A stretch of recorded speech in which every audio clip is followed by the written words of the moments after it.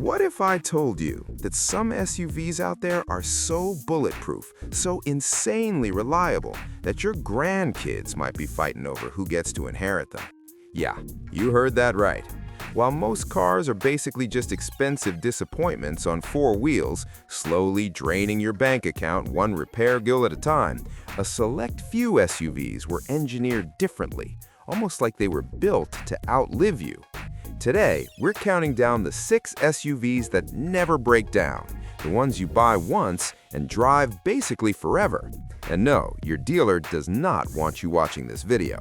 Too bad. Stick around because number 1, it might just change the way you think about cars entirely. All right, let's kick things off with a name that doesn't always get the hype it deserves, but absolutely should. The Acura MDX.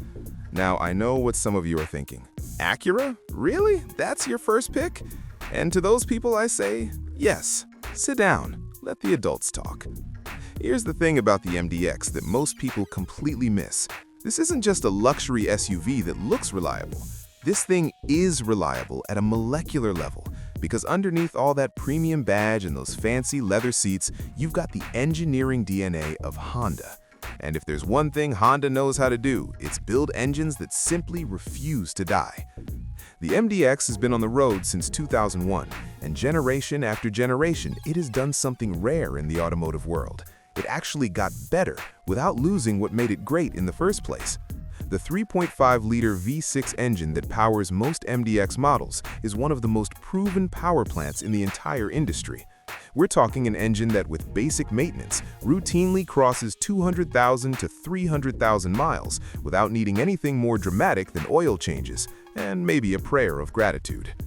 And reliability isn't just about the engine, right? It's about the whole package holding together over time. The MDX scores consistently high in long-term dependability studies. Owners report fewer visits to the mechanic, lower repair costs compared to European luxury rivals, and a transmission that doesn't turn into an expensive nightmare after 80,000 miles, unlike some Germans we know.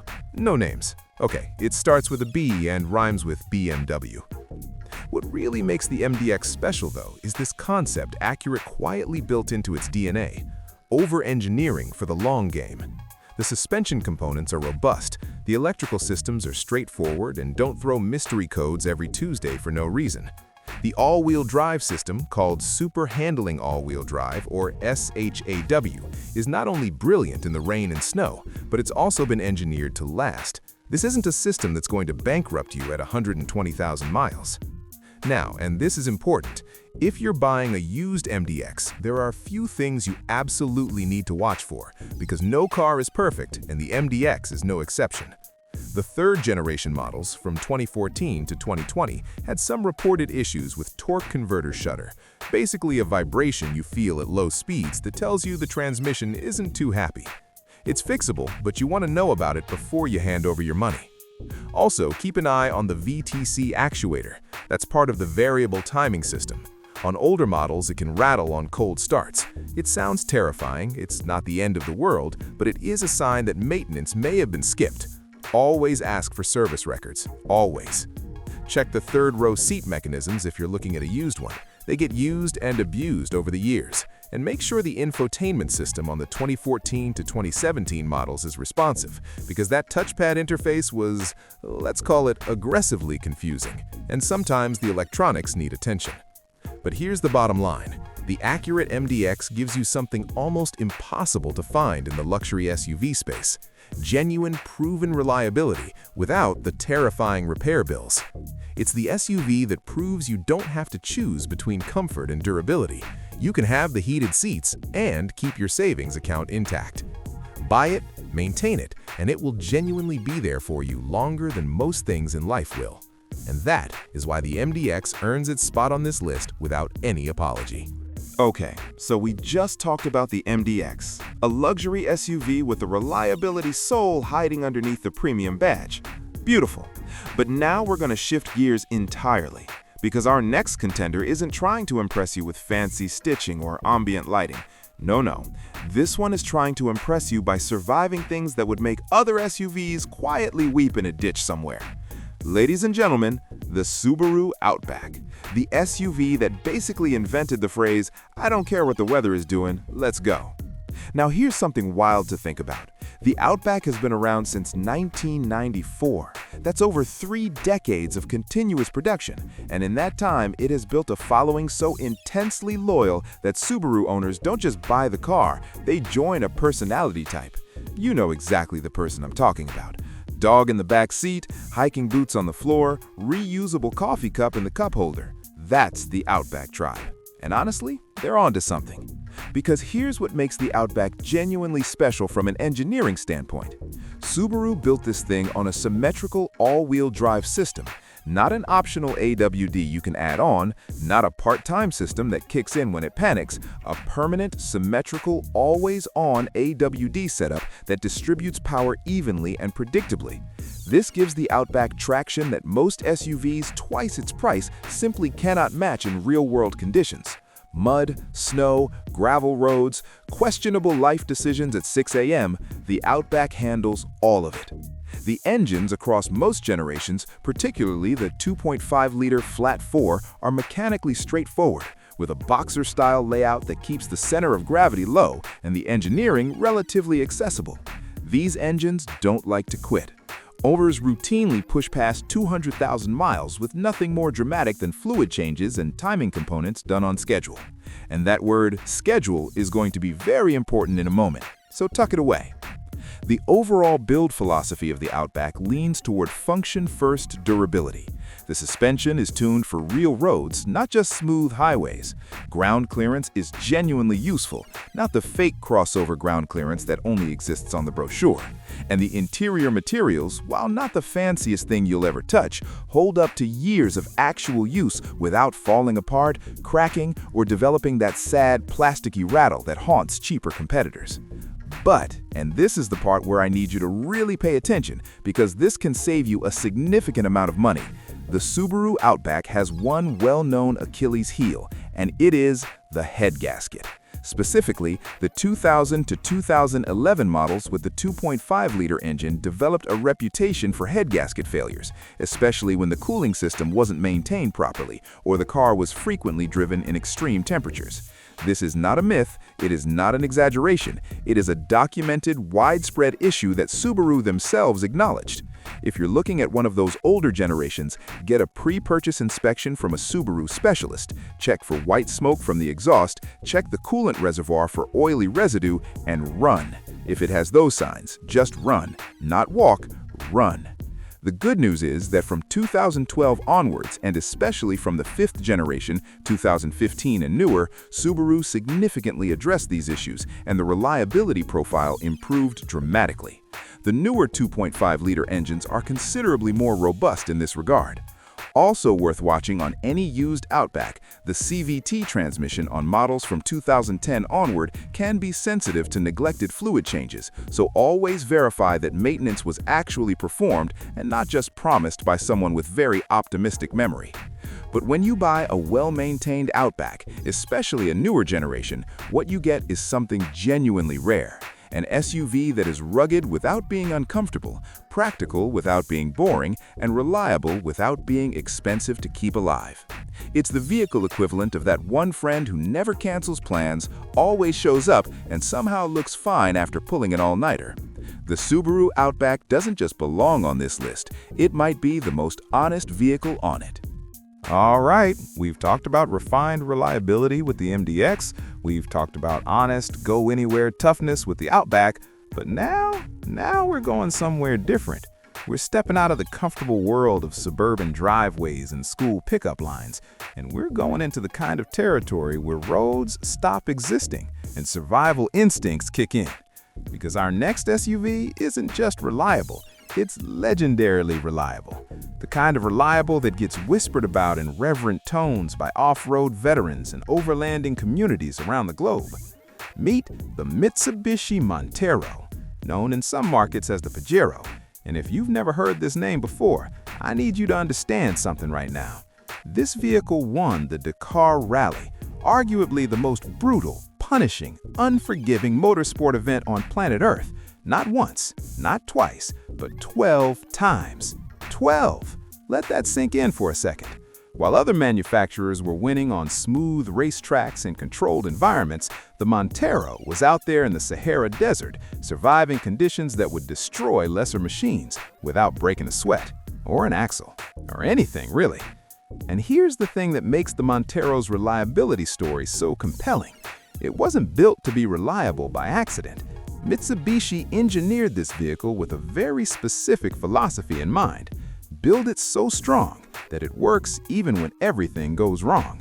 The frame construction, the drivetrain layout, the suspension geometry, all of it was designed with the understanding that this SUV might end up somewhere where a tow truck is not coming, ever. So it better be able to handle itself. The 3.5-liter V6 engine found in the third and fourth generation Monteros is a masterpiece of mechanical durability. It's not the most powerful engine you'll ever encounter, and it's not trying to be. What it is indestructible when properly maintained.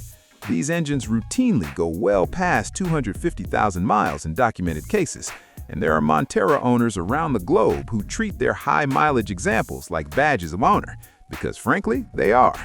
The transfer case, the locking differentials, the Super Select 4WD system, all of it was built to a standard that most modern SUVs simply don't bother reaching anymore because, well, building things to last forever isn't great for selling replacements. The Super Select 4WD system deserves its own standing ovation, honestly.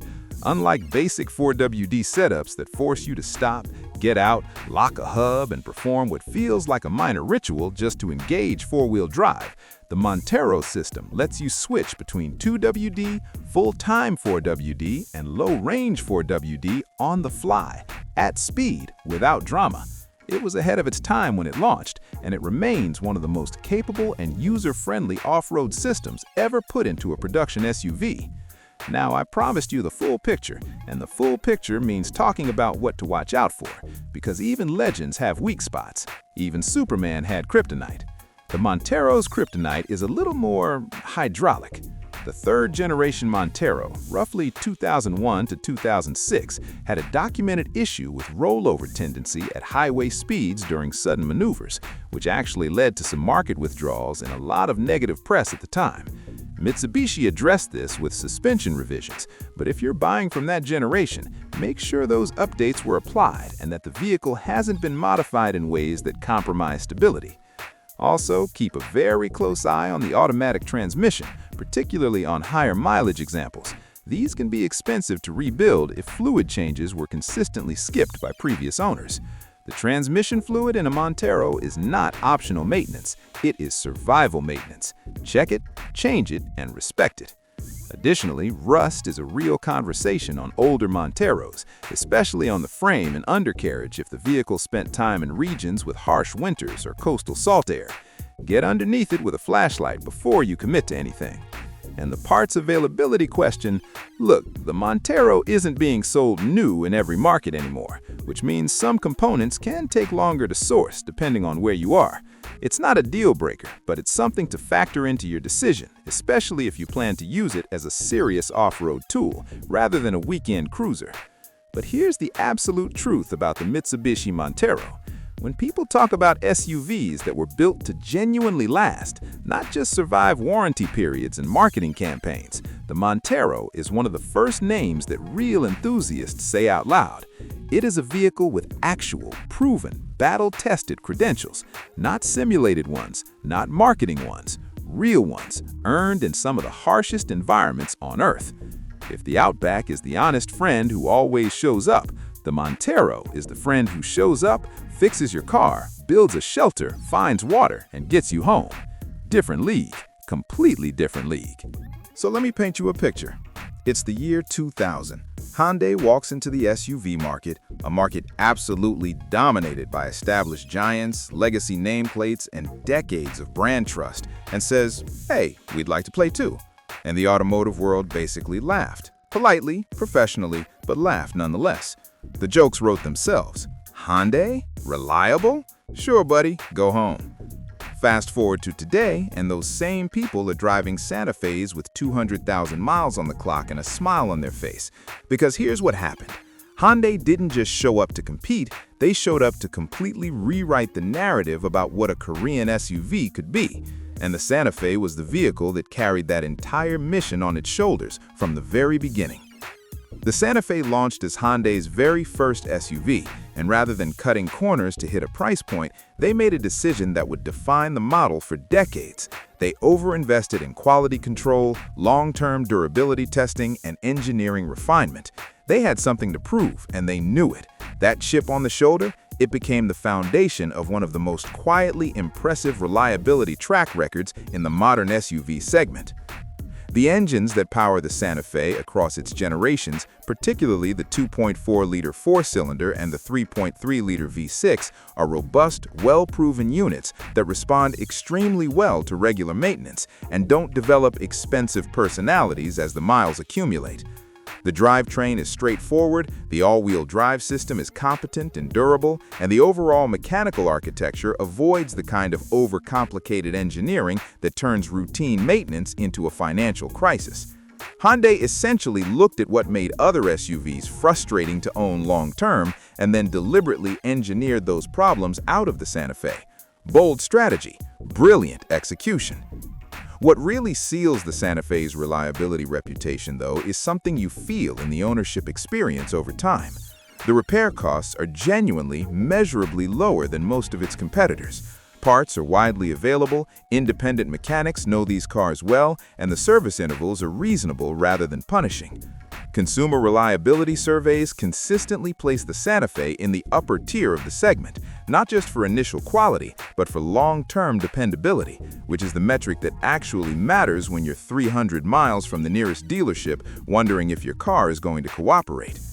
And then there's the warranty conversation, because for a long time, Hyundai backed the Santa Fe with one of the most generous powertrain warranties in the industry, which tells you something important. Companies that know their engines are going to fail don't offer you a 100,000-mile powertrain guarantee. They just don't. That warranty was a statement of confidence, and the Santa Fe's track record backed it up.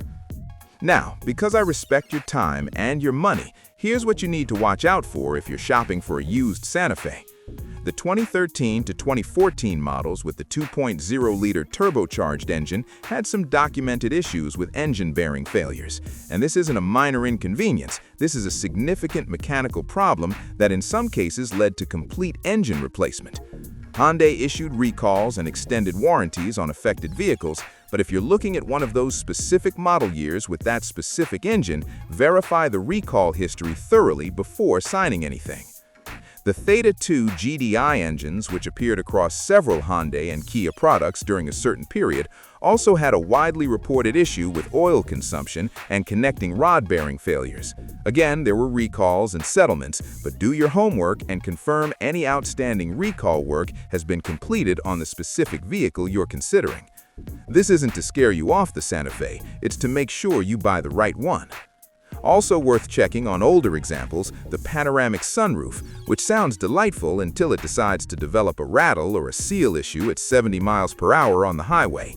Check it, open it, close it, make sure it behaves, and give the infotainment and electrical systems a thorough drive test, as some earlier generations had quirks in that department that required software updates or component replacements. But when you buy the right Santa Fe, maintained properly, recall work completed from the right generation, what you get is something genuinely impressive. An SUV that punches so far above its price point that it makes some premium competitors look embarrassed. Comfortable enough for long journeys, practical enough for real family life, and reliable enough to make you forget that servicing your car is supposed to be stressful. The Hyundai Santa Fe is the ultimate proof that the underdog story, when written with enough determination and engineering discipline, eventually becomes the main event. And right now, it very much is. Okay, so we've had the legendary off-road warrior, we've had the underdog that became a champion, and now, right here at number 5, we're doing something a little different. Because this next entry isn't going to win a Dakar rally. It's not going to haul your entire extended family through 3 feet of snow in the mountains. What it is going to do is make you feel genuinely, inexplicably happy every single time you get behind the wheel, while also refusing to break down. And honestly, in a world full of appliance cars that drive like rolling filing cabinets, that combination is rarer than you think.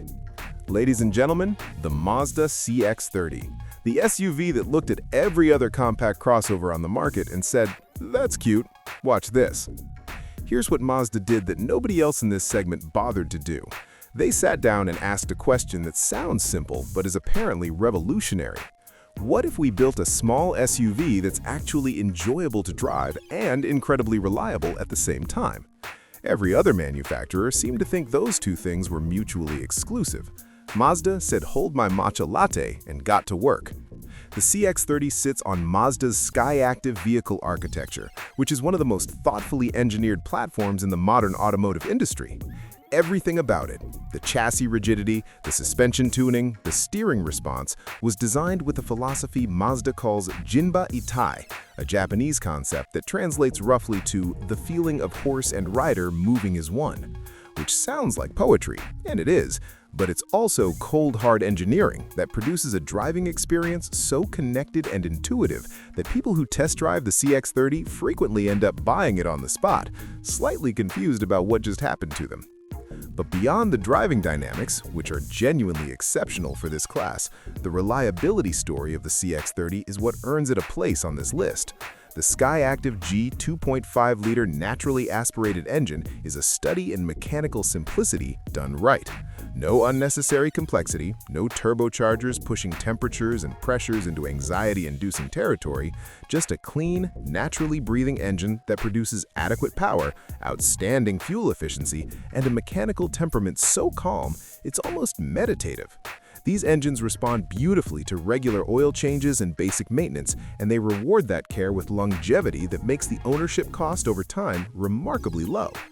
Mazda as a brand consistently ranks among the very top in long-term reliability studies, and this isn't a fluke or a lucky year. It is the result of a company culture that genuinely prioritizes building things properly over building things cheaply. Mazda doesn't have the marketing budget of Toyota or the brand recognition of BMW, so instead of competing on noise, they compete on substance.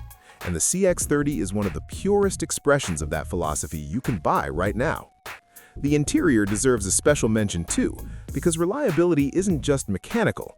A car that falls apart inside, with buttons that stop working, trims that crack, and screens that glitch out every other Tuesday, is still a frustrating car to own.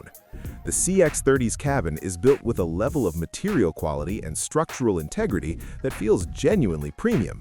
Soft-touch surfaces, solid switchgear, an infotainment system that works consistently without the drama some competitors seem to treat as a feature. Now, watch carefully here, because the CX-30 does have some things worth monitoring on used examples.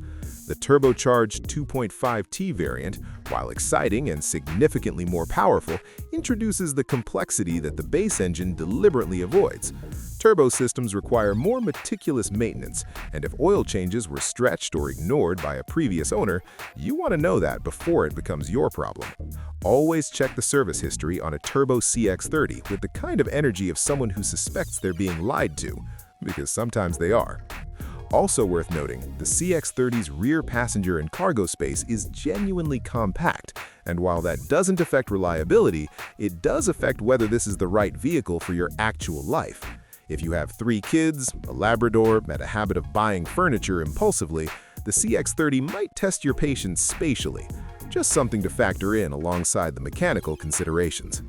On older examples, give the iActive WD system a proper test in different conditions, if you can, and make sure the driver assistance systems, the radar cruise control, the lane keeping assist, are all calibrated and functioning correctly, as sensor-related issues on used vehicles can sometimes trace back to minor front-end incidents that weren't properly disclosed. But here's the truth that every CX-30 owner will tell you eventually, usually with the slightly dazed expression of someone who didn't expect to love a car this much. This thing gets under your skin. It's not the biggest, it's not the flashiest, it will never be the loudest vehicle in the parking lot, but it is precise, it is beautifully built, it is genuinely fun, and it will show up for you day after day with a consistency that feels almost personal.